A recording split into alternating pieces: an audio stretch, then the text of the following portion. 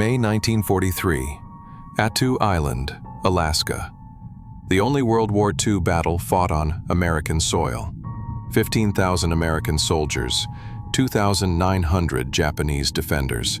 Arctic conditions, freezing fog, mountains of ice. The battle lasted 19 days. 549 Americans died. Almost all Japanese defenders died in final banzai charges. But after the battle ended, soldiers reported hearing something in the frozen mountains. Screams, war cries, the sound of banzai echoing through the fog when no one was there. Private Charles Brennan was stationed there for 6 months after the battle. This is what he heard on those frozen peaks. Attu Island, the westernmost point of Alaska. So remote, it's closer to Japan than to mainland United States. A volcanic island, 17 miles long, covered in tundra, surrounded by freezing ocean. Mountains reaching 3,000 feet. Fog so thick you can't see 10 feet ahead. Wind so cold it can kill you in minutes. Most Americans have never heard of Attu, never learned about it in school, never saw it mentioned in history books about World War II. But Attu Island was the site of the only land battle fought on American soil during World War II. And what happened there, both during and after the battle, remains one of the strangest military mysteries in U.S. history. Private Charles Brennan was 23 years old when he arrived at Attu Island in July 1943. The battle had ended 6 weeks earlier. Charles wasn't a combat soldier. He was an engineer. His job was to help build and maintain the military base being established on the island.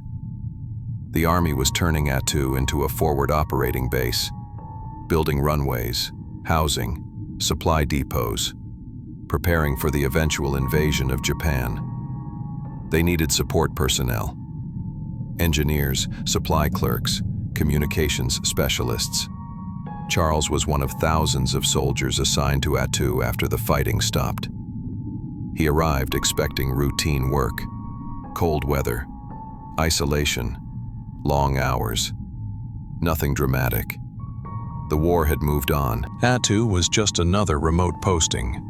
But from his first night on the island, Charles knew something was wrong. The base was located in Massacre Valley. That's what they called it. The valley where the final Japanese banzai charge had happened, where 800 Japanese soldiers had made a desperate last attack against American positions, where most of them died. The valley was still littered with evidence of battle: shell casings, abandoned equipment, craters from explosions, and in some places, bodies, frozen bodies. The ground was too frozen to dig graves. Some Japanese bodies had been left where they fell, preserved by the cold, waiting for spring thaw. Charles's first assignment was to help clean up the valley, remove debris, mark unexploded ordnance, prepare the ground for construction. On his third day, while working near Engineer Hill, one of the key battle sites, Charles heard something that made him stop working. A sound, distant, coming from higher up the mountain. A human voice, screaming. Not a scream of pain, a war cry, like someone charging into battle. Charles looked at the soldier working beside him. "Did you hear that?" The other soldier, a corporal named Martinez, nodded. "Yeah, been hearing it since I got here 2 weeks ago." "What is it?" "Wind, probably. Does weird things in these mountains. Makes sounds that seem like voices." Charles accepted that explanation. It made sense. The wind on Attu was constant, howling through the valleys, screaming over the peaks. Of course it would make strange sounds. But that night, alone in his tent, Charles heard it again, clearer this time. Not wind, words. A language he didn't understand, but definitely words. And it was coming from Engineer Hill, the hill where 500 Japanese soldiers had died defending their position. Charles tried to sleep, pulled his sleeping bag over his head, tried to block out the sound. But the voices continued, sometimes distant, sometimes close, always in that same foreign language, always with the same desperate, angry tone. By morning, Charles was exhausted, told himself it was just the wind, just his imagination, just the stress of being in such a remote, desolate place. But then he talked to other soldiers, asked if they'd heard anything unusual at night. Every single soldier said yes. They'd all heard voices, screams, war cries, coming from the mountains, coming from the valleys, coming from the exact places where the fiercest fighting had occurred. And they all heard the same word, repeated over and over: Banzai. The Japanese war cry, the last word shouted by hundreds of soldiers as they charged to their deaths. Charles realized he wasn't imagining things. This was real, and everyone on the base was experiencing it. Charles learned the history of Attu from the soldiers who'd fought there, the combat veterans who'd survived the battle and stayed on to help with base construction. The Battle of Attu began on May 11, 1943. American forces landing on the island to retake it from Japanese occupation. The Japanese had invaded Attu a year earlier, along with the nearby island of Kiska. It was Japan's attempt to establish a foothold in North America. The battle was supposed to last 3 days. It lasted 19. The Japanese defenders fought from fortified positions in the mountains. Every hill was a fortress, every valley a killing ground. American soldiers advancing through fog so thick they couldn't see enemy positions until they were under fire. The cold was as deadly as enemy bullets. Temperatures below freezing, constant wind, soldiers' weapons freezing, hands too numb to pull triggers, men dying from exposure as much as from combat. And then, on May 29th, the final Banzai charge. The Japanese, out of ammunition, out of food, chose death over surrender. 800 soldiers charged American positions in a desperate last attack. Most were killed. Those who survived killed themselves rather than be captured. By the end of the battle, only 28 Japanese soldiers had surrendered. Out of 2,900 defenders, almost all chose death. 549 Americans died, over 1,000 wounded. Many more suffering from frostbite, trench foot, and psychological trauma. The veterans told Charles these stories, told him about the sounds they'd heard during battle, the screams, the war cries, the desperate final charges. But they also told him about after the battle, about the first night after fighting stopped, how they'd heard voices in the mountains, Japanese voices, screaming, charging, like the battle was still happening. "We thought it was survivors," one veteran told Charles. "We thought there were holdouts in the mountains, so we sent patrols, searched everywhere, found nothing.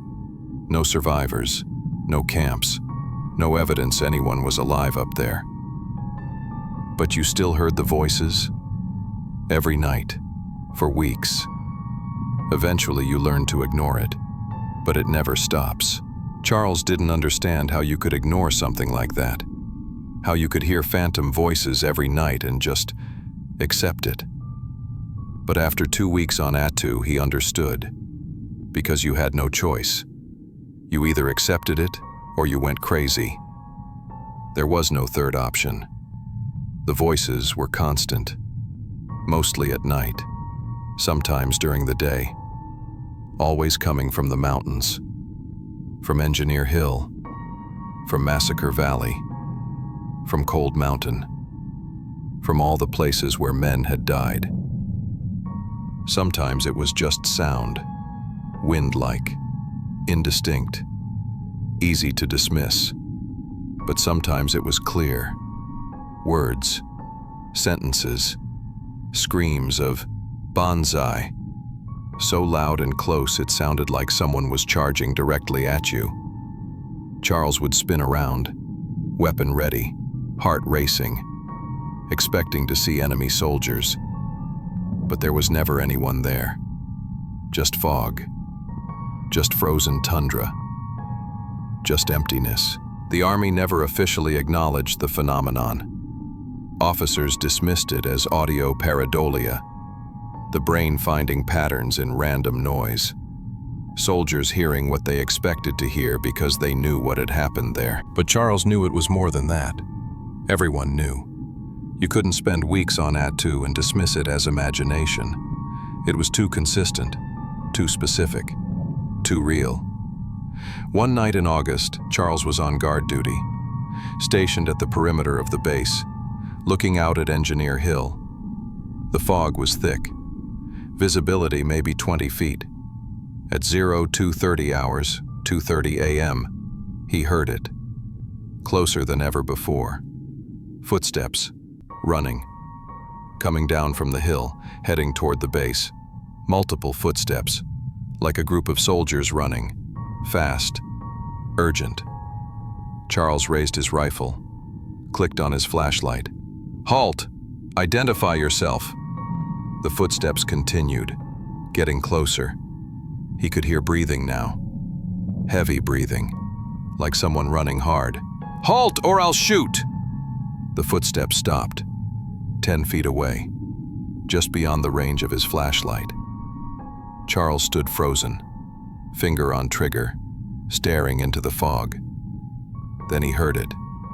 A voice, clear, distinct, right in front of him. One word. Banzai. Not shouted, whispered, like someone standing arm's length away, whispering directly into his ear. Charles fired. 3 shots into the fog, where the voice had come from. Other guards came running. "What happened? What did you see?"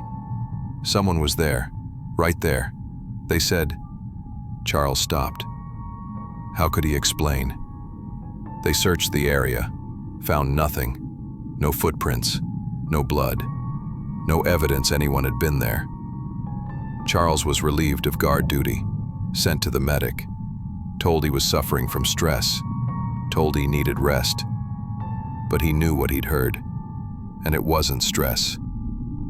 September 1943. Charles had been on Attu for 2 months.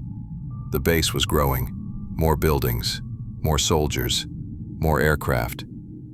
The island was becoming a major military installation, but the voices never stopped. Every soldier heard them. Some pretended they didn't. Others openly discussed it. A few requested transfers off the island. Most requests were denied. Charles learned to function despite the voices, learned to work during the day, sleep at night, ignore the sounds coming from the mountains.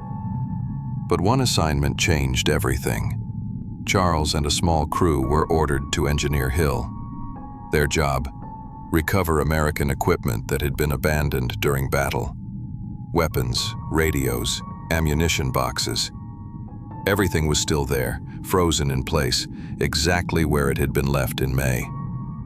Engineer Hill was the highest point in Massacre Valley, 2,000 feet elevation, steep slopes, rocky terrain, and in September, already covered in ice and snow.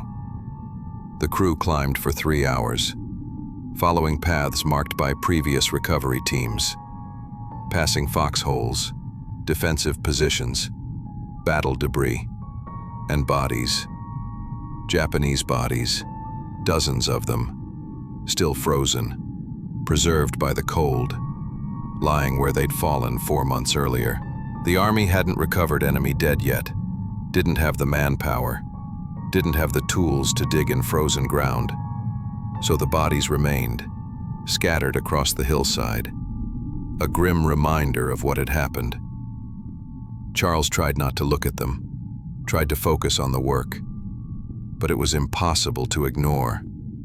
They were everywhere, some in uniform, some in torn clothing, some clutching weapons, all frozen in their final moments.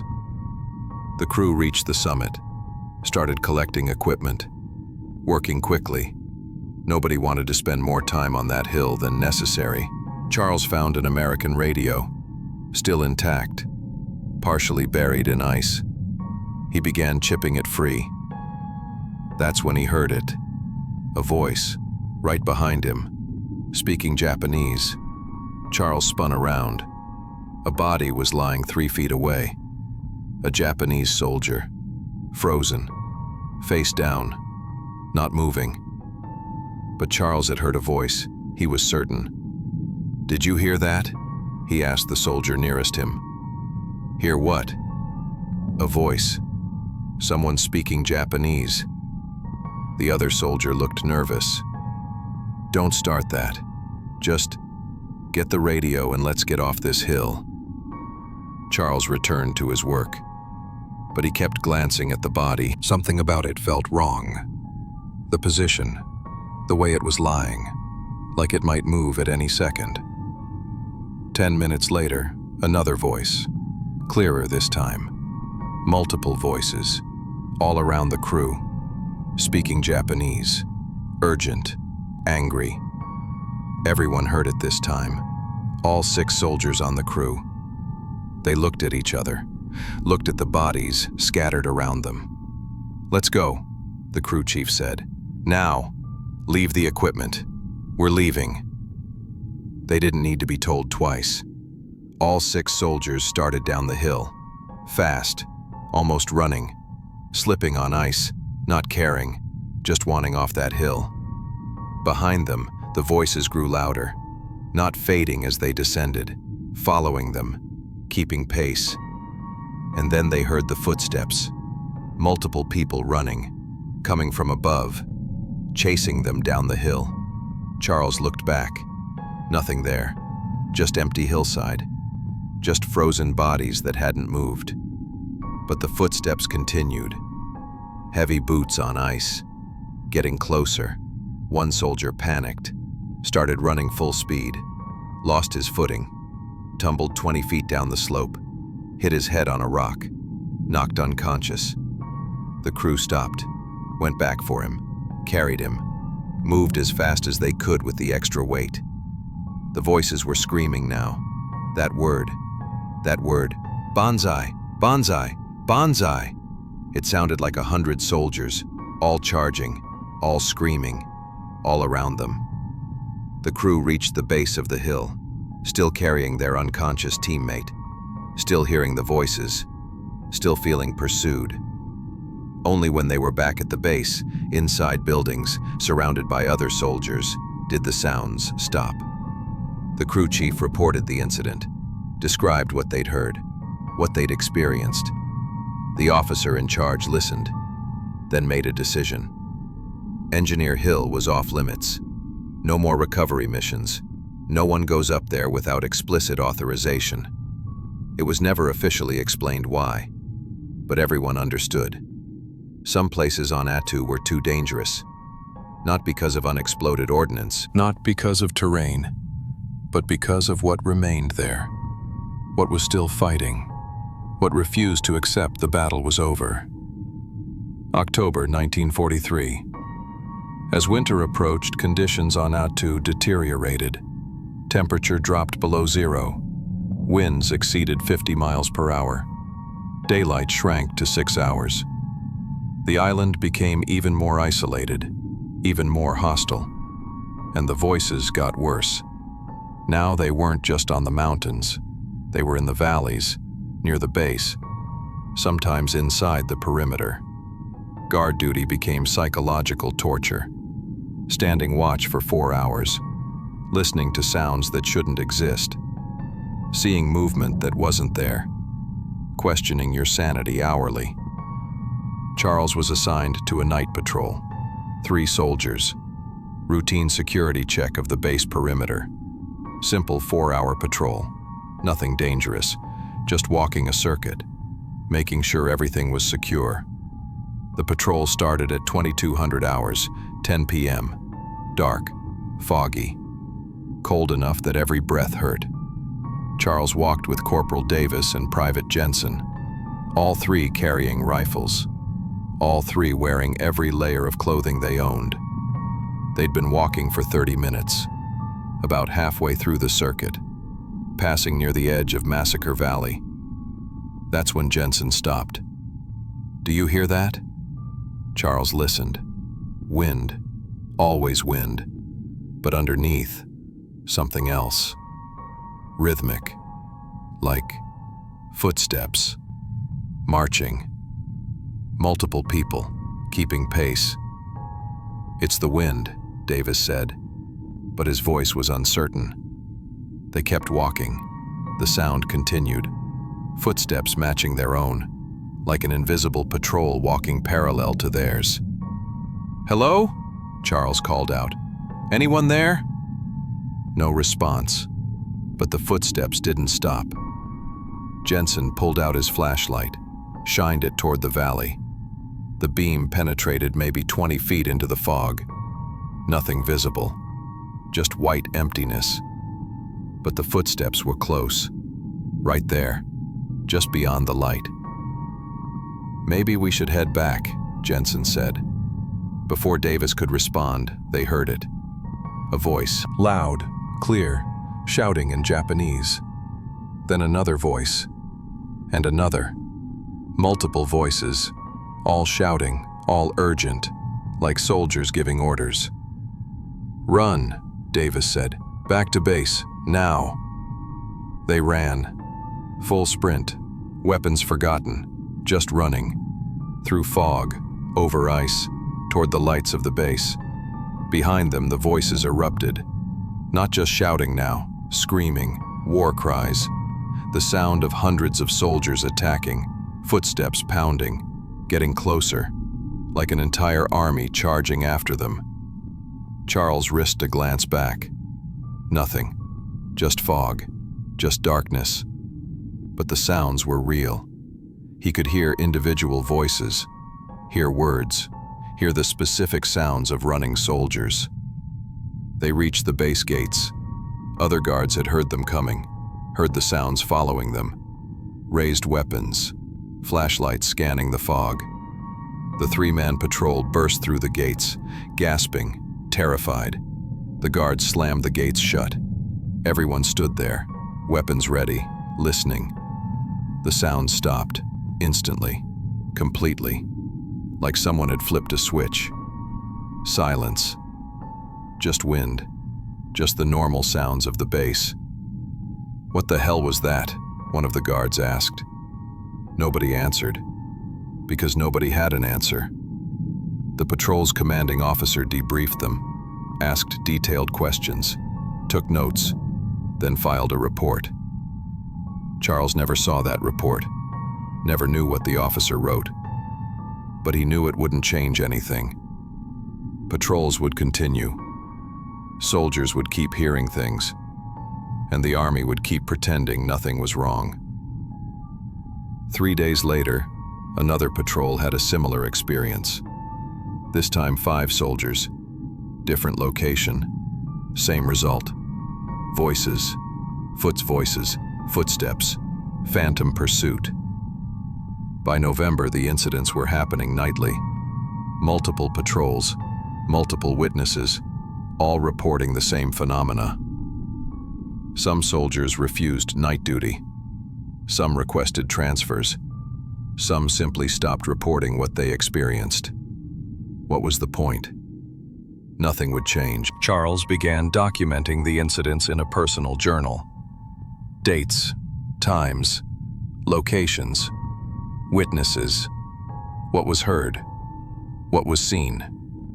Over 3 months, he documented 47 separate incidents, 47 times that soldiers encountered something unexplainable on Attu Island, all following the same pattern. Japanese voices, war cries, footsteps, sounds of battle, all occurring in locations where fighting had happened, all stopping when soldiers reached safe areas. Charles showed his journal to a chaplain, a Catholic priest assigned to the base, Father O'Brien, a man who'd been on Attu since June. Father O'Brien read the journal carefully, then closed it, looked at Charles. "I believe you," he said. "I've experienced it myself." "What do you think it is?" "I don't know, but I know this. There are 2,351 Japanese soldiers buried on this island, most in mass graves, many not buried at all, just left where they fell, and 549 Americans, all dying violent deaths, all dying in terror. That kind of death, it leaves something behind. Ghosts? Maybe. Or maybe something else. Maybe just echoes. Energy that hasn't dissipated yet. Strong emotions creating impressions that remain. Will it ever stop?" Father O'Brien was quiet for a long moment. "I don't know, but I pray for them. Every night. All of them. Japanese and American. I pray their souls find peace." Charles started praying too. He wasn't particularly religious, but on Attu Island, prayer was the only thing that helped. November 11th, 1943, 6 months after the battle. Armistice Day, a day to remember those who died in war. The base held a memorial service. All personnel attended. Americans and Japanese both remembered. Father O'Brien led the service, spoke about sacrifice, about young men dying far from home, about the cost of war. That night, something changed on Attu. Charles was off duty, in his tent, trying to sleep. The wind was howling, temperature below zero. A brutal night. At precisely 2330 hours, the same time the Japanese banzai charge had begun 6 months earlier, Charles heard it. A sound unlike anything before. Not voices, not footsteps. Something bigger, louder, more intense. He sat up, listened. Other soldiers were emerging from tents, everyone hearing it. Everyone looking toward Massacre Valley. It sounded like battle, actual battle. Gunfire, explosions, screaming, the full chaos of combat. But there was no battle, no exercise, no training, just the sound, coming from the valley, from Engineer Hill, from Cold Mountain, from all the places where men had died. Charles grabbed his rifle, ran toward the perimeter. Other soldiers were gathering, all armed, all ready, all confused. "What's happening?" someone yelled. Nobody knew. The sounds were overwhelming, like 15,000 men fighting, like the entire battle replaying. Loud enough to shake the ground, loud enough to hurt ears. Then, through the fog, they saw it. Not clearly, not distinctly, but something. Movement, shapes, shadows moving through the valley. Hundreds of them, thousands maybe. All moving toward the base, all advancing, all attacking. "Contact!" someone screamed. "Enemy contact!" Guards opened fire, shooting at the shapes, at the shadows, at whatever was coming. Charles raised his rifle, finger on trigger, staring at the advancing forms. Were they real? Were they solid? Could you hit them? An officer's voice cut through the chaos. "Cease fire! Cease fire!" The shooting stopped, but the sounds continued. The shapes continued advancing, getting closer, the screaming getting louder. "Banzai! Banzai! Banzai!" Hundreds of voices, thousands, all screaming the same word, all charging, all attacking. Charles stood frozen, watching the impossible, watching what couldn't be real but was happening anyway.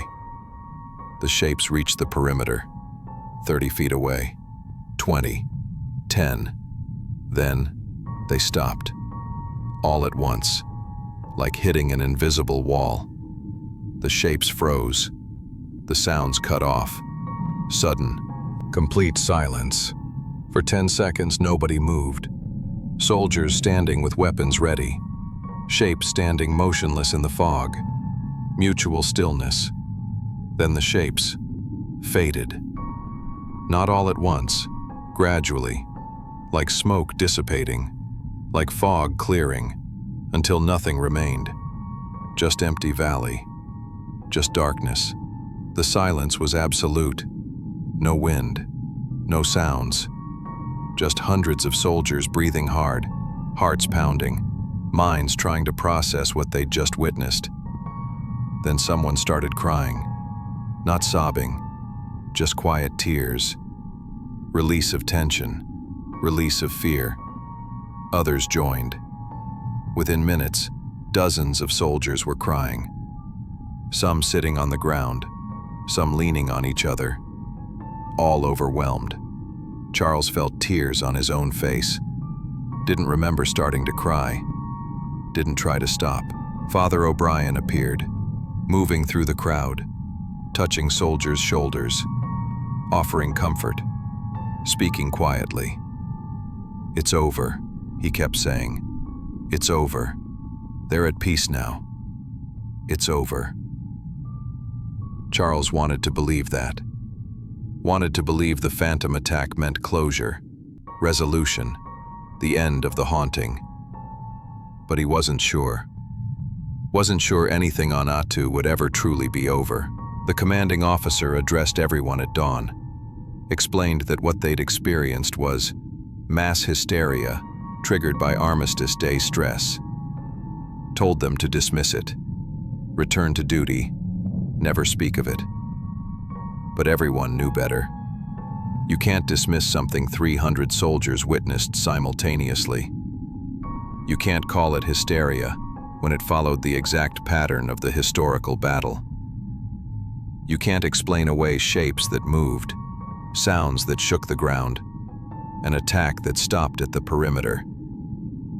Something had happened, something real, something beyond normal explanation. And Attu Island would never be the same. After the November 11th incident, the Army finally acknowledged there was a problem. Not officially, not publicly, but internally. They admitted that something on Attu Island was affecting soldier morale and performance. A team arrived from Army Medical Corps, 3 doctors, 2 psychiatrists. Their official purpose, assess soldier mental health. Their actual purpose, investigate the phenomena. Charles was interviewed along with 50 other soldiers. Each interview lasted 2 hours.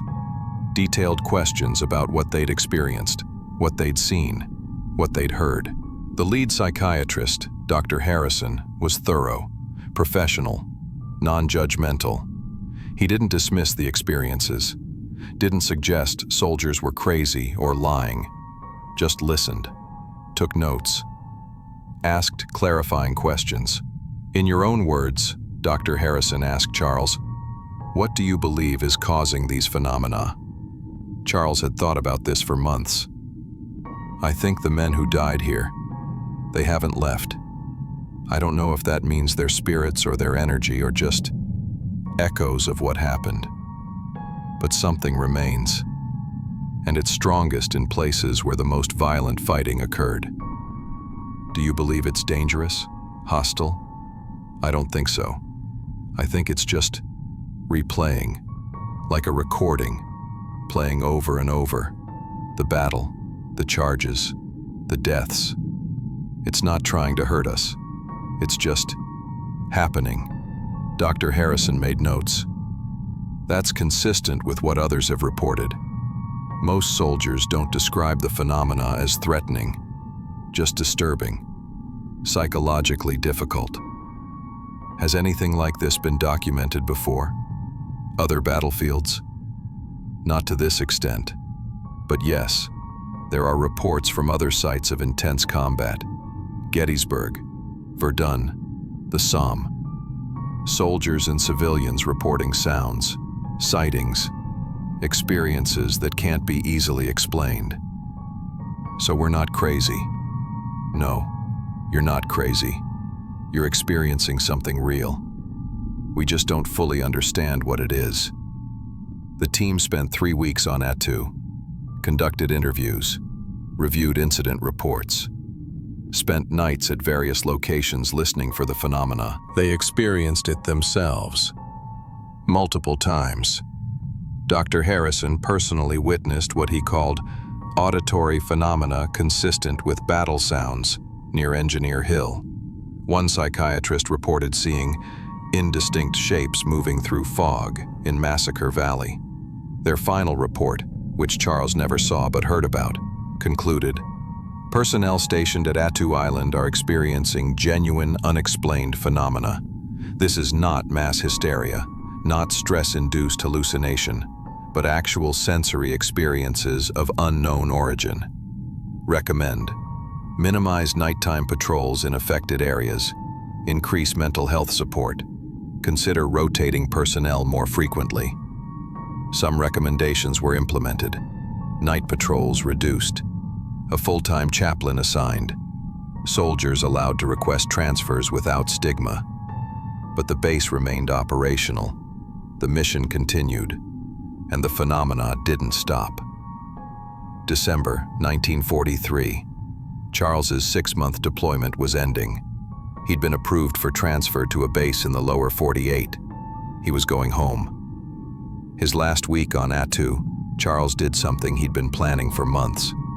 He hiked to Engineer Hill, alone, during daylight, to the summit where he'd experienced the worst incidents.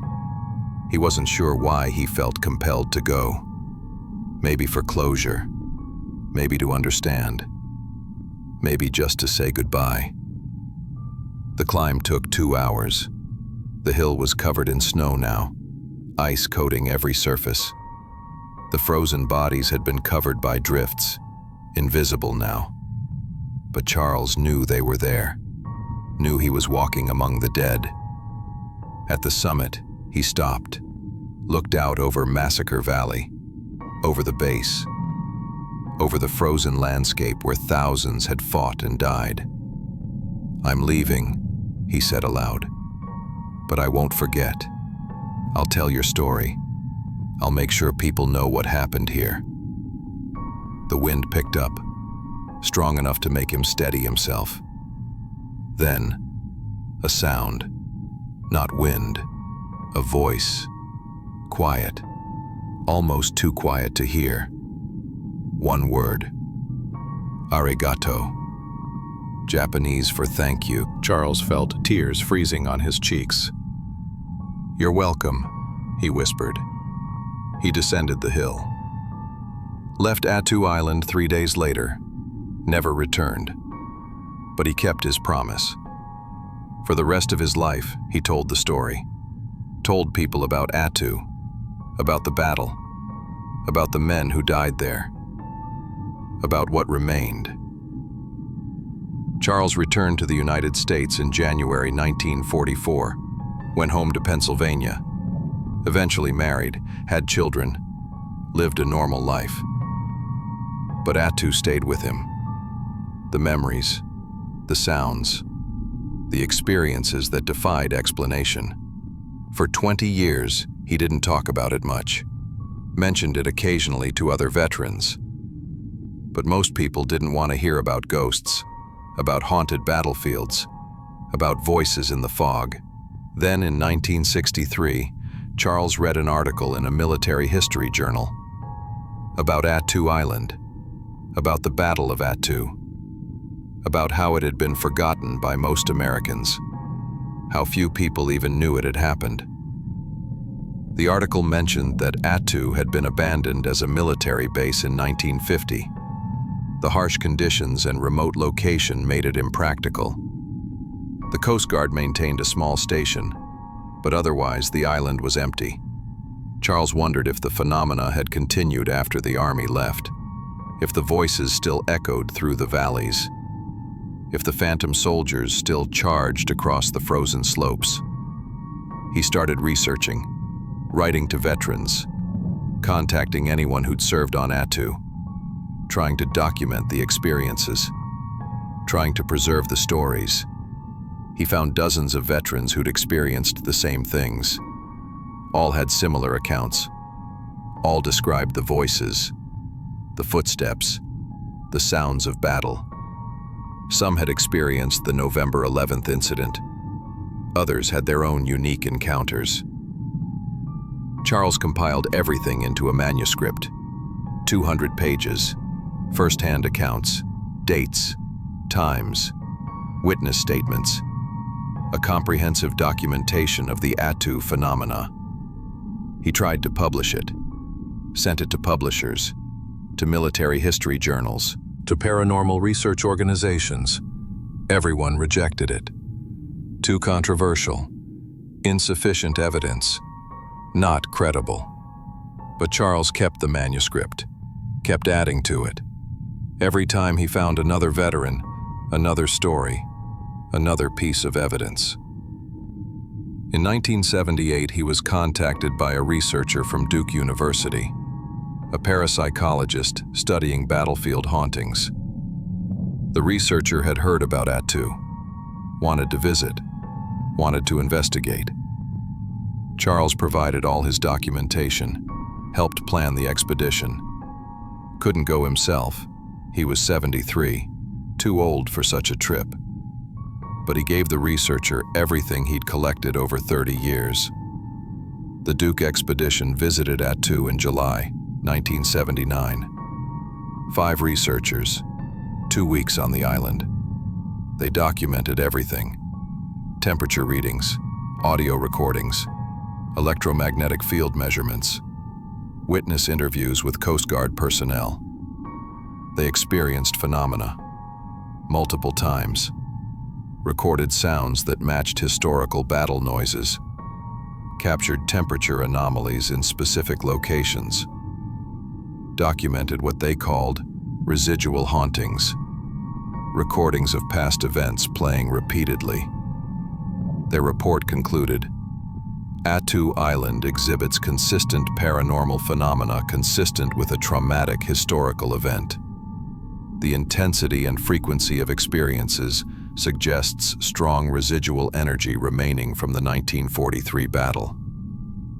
The report was published in a parapsychology journal in 1980. It received some attention in paranormal research circles, but mainstream media ignored it. Charles died in 1985. He was 84 years old. Among his possessions, his family found his Attu manuscript, updated through 1984. Over 400 pages now. Accounts from 73 different veterans. Documentation of hundreds of incidents. His son, John Brennan, read the manuscript, was moved by it. His father had never talked much about the war, but this manuscript showed how deeply Attu had affected him, how much it mattered to him that the story be told, that the men who died there be remembered. John decided to honor his father's work. In 1990, he self-published the manuscript as a book, Voices in the Fog, The Battle of Attu and Its Aftermath. The book sold modestly, a few thousand copies, mostly to military history enthusiasts and paranormal researchers. But it caught the attention of a documentary filmmaker, someone who wanted to tell the story of Attu, the forgotten battle, the soldiers who fought there, the strange phenomena that followed. The documentary, Attu, Island of the Dead, was released in 1995. It included Charles's accounts, interviews with other veterans, footage of the island, audio recordings from the Duke expedition. It won several awards, brought attention to the Battle of Attu, helped ensure the battle wouldn't be forgotten. More importantly, it validated what Charles and thousands of others had experienced, showed they weren't crazy, weren't making things up, had genuinely encountered something on that frozen island that defied normal explanation. After the documentary aired, others came forward. People who'd been to Attu after the war, Coast Guard personnel, scientists, tourists, all reporting similar experiences. A Coast Guard officer who'd served on Attu in the 1960s, We heard voices constantly. Japanese voices, battle sounds. At first we thought someone was messing with us, but there was no one else on the island, just our small crew, and the sounds came from places no one could access in those conditions. A biologist who'd visited Attu in 1983 to study seabirds. I spent 3 nights alone in a research tent near Massacre Valley. All 3 nights I heard marching, footsteps, shouting in Japanese. I'm a scientist. I don't believe in ghosts, but I heard something. Everyone who spent time on that island has heard something. A Coast Guard search and rescue team in 1998. We were searching for a missing hiker, spent 2 days on the island. Both nights we heard war cries, banzai, echoing through the valleys.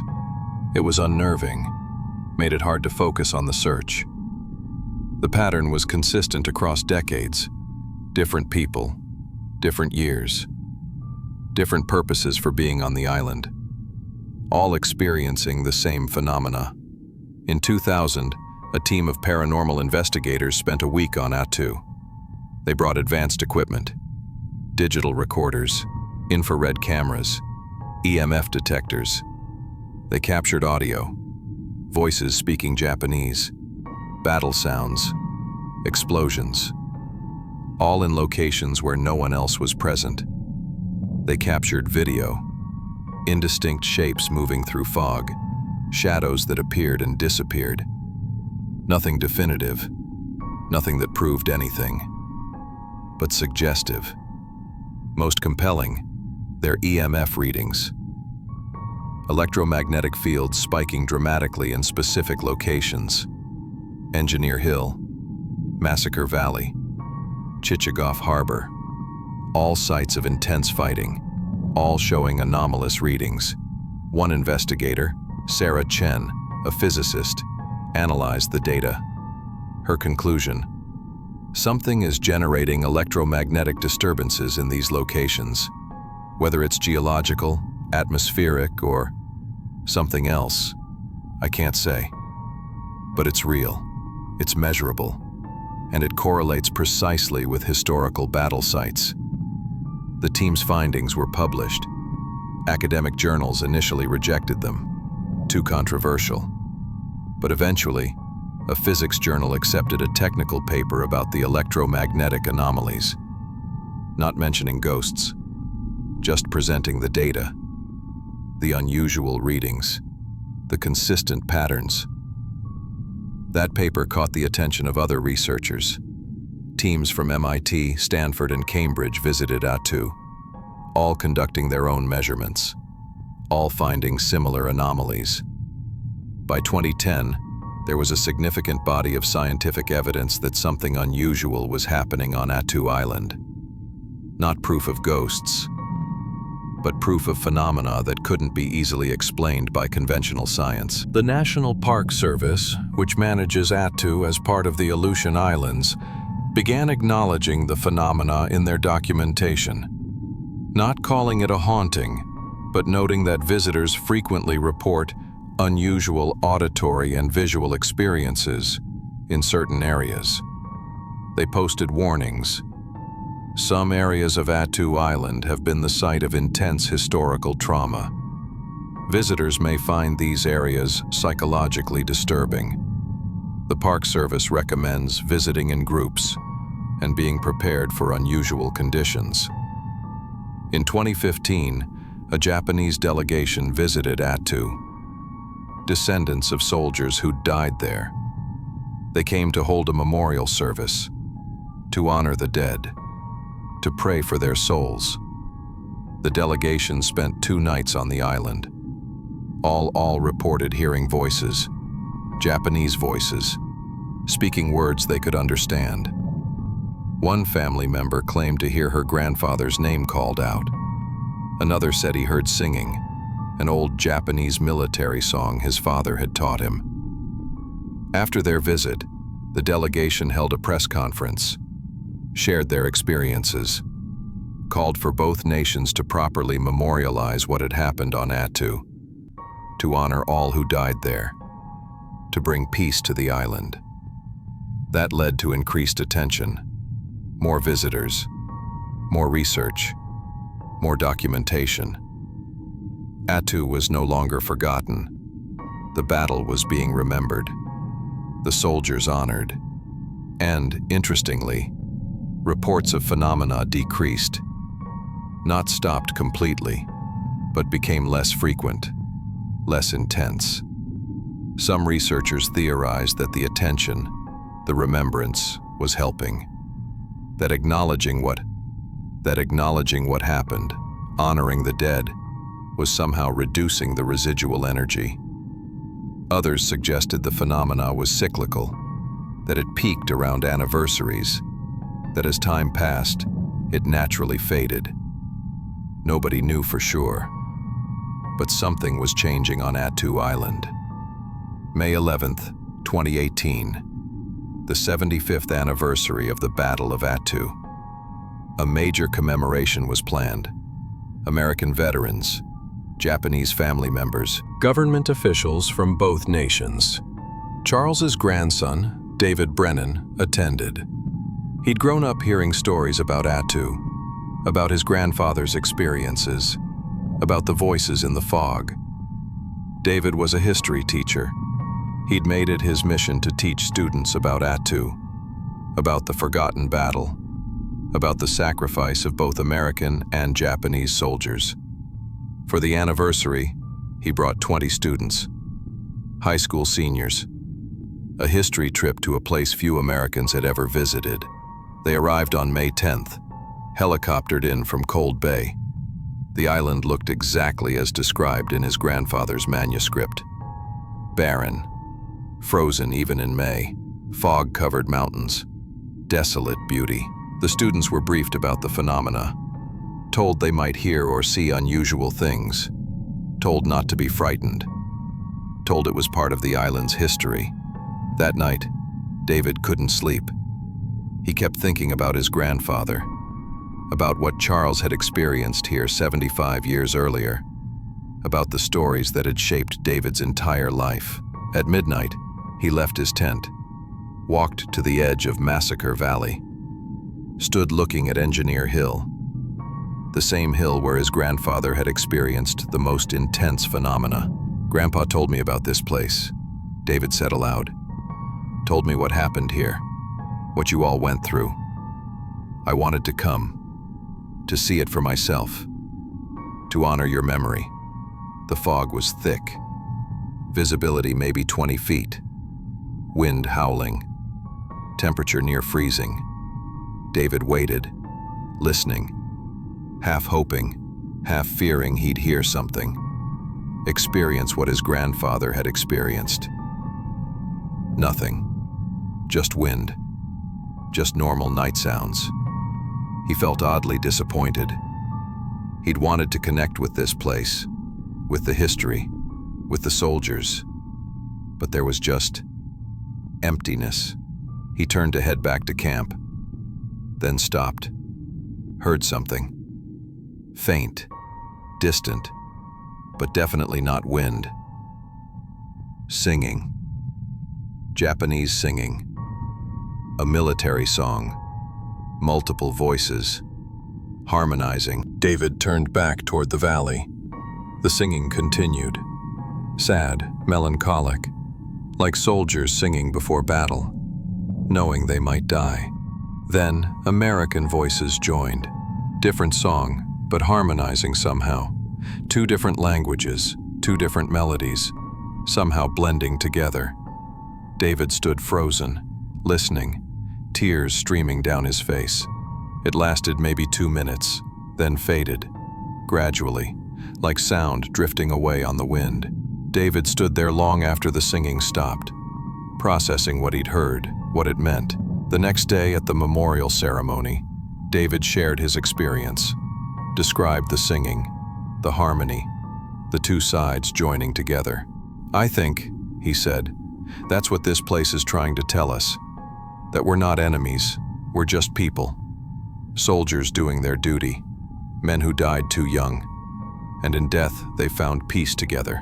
The Japanese delegation leader responded, In our culture, we believe spirits remain until they find peace, until their story is told, until they're honored properly. For 75 years, the spirits of Attu have been waiting to be remembered, waiting to be honored. Today, we honor them, Americans and Japanese together. Perhaps now they can rest. The ceremony was moving. Both national anthems played, wreaths laid, names read aloud.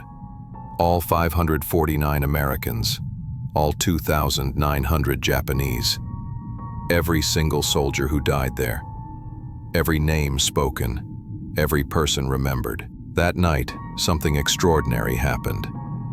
Multiple people, from both delegations, from different locations, reported the same experience. At exactly 23:30 hours, the time the final banzai charge had begun 75 years earlier, they heard marching, but not attacking, not charging, just marching. Orderly, disciplined, like soldiers leaving the battlefield, like an army going home. It lasted 15 minutes, then faded and stopped. Since that night, reports of phenomena on Attu have dramatically decreased. Not stopped completely, but reduced by over 90%, according to Park Service documentation. Some still hear occasional sounds, see occasional shadows, but the intense, frequent experiences that plagued the island for decades have largely ended. The consensus among researchers, the remembrance helped, acknowledging the battle, honoring the dead, bringing both nations together. Somehow it brought peace to the island. Today, Attu Island remains one of the most remote places in America. No permanent residents, no regular transportation, accessible only by helicopter or boat. Most Americans still don't know the Battle of Attu happened, but those who do know, they understand its significance. The only World War II battle on American soil, the extreme conditions, the sacrifice, the young men who died on that frozen island, and the phenomena, the voices, the sounds, the experiences that thousands of people reported over 70 years. The evidence that something remains, something beyond normal understanding. Charles Brennan's manuscript has been republished, now available online. Thousands have read it, learned about Attu, learned about what happened there. His grandson David continues teaching. Every year he brings new students to learn about Attu. Not all can visit the island, but all learn the history, all learn the names, all understand the importance of remembering. The scientific research continues. Teams still visit Attu, still measure, still document. The electromagnetic anomalies persist. The unusual readings continue. Science can't fully explain them, but can't deny they exist. The National Park Service now maintains a memorial on Attu, accessible during summer months, listing all who died. American and Japanese, equal honor, equal remembrance, and occasionally, very occasionally now, visitors still report experiences, hearing voices, seeing shapes, feeling presences. But the character has changed. Where once the phenomena felt disturbing, threatening, chaotic, now witnesses describe it as peaceful, sorrowful, like saying goodbye. One visitor in 2022, a veteran of the Iraq War, described his experience. I heard singing, couldn't make out the words, but it felt sad, not scary, just sad, like people grieving, like people finally being allowed to mourn. That might be what Attu is now. Not a haunted battlefield, but a place of mourning, where the dead are honored, where sacrifice is remembered, where peace has finally come after 75 years of waiting. Charles Brennan spent 40 years trying to tell this story, trying to make people understand, trying to ensure Attu wouldn't be forgotten. He succeeded. The story has been told. The battle is remembered. The soldiers are honored. And the voices in the fog, while they haven't completely stopped, have found peace. This is the story Charles wanted told. The story of young men who fought and died on a frozen island at the edge of America, who deserved to be remembered, who waited 75 years for that remembrance. Now they have it. Americans and Japanese together. Former enemies united in death, united in memory, united in honor. The Battle of Attu ended on May 29, 1943, but in some ways, it didn't truly end until May 11, 2018, when both nations finally came together to say, "We remember, we honor you. Rest in peace." If you ever find yourself on Attu Island, and very few will given its remoteness, treat it with respect. It's not just a battlefield. It's not just a historical site. It's a place where nearly 3,500 young men died, where their spirits may still remain, where their sacrifice deserves acknowledgement. And if you hear voices in the fog, if you hear war cries on the wind, if you see shapes moving through the valleys, don't be afraid. They're not trying to frighten you. They're just reminding you they existed.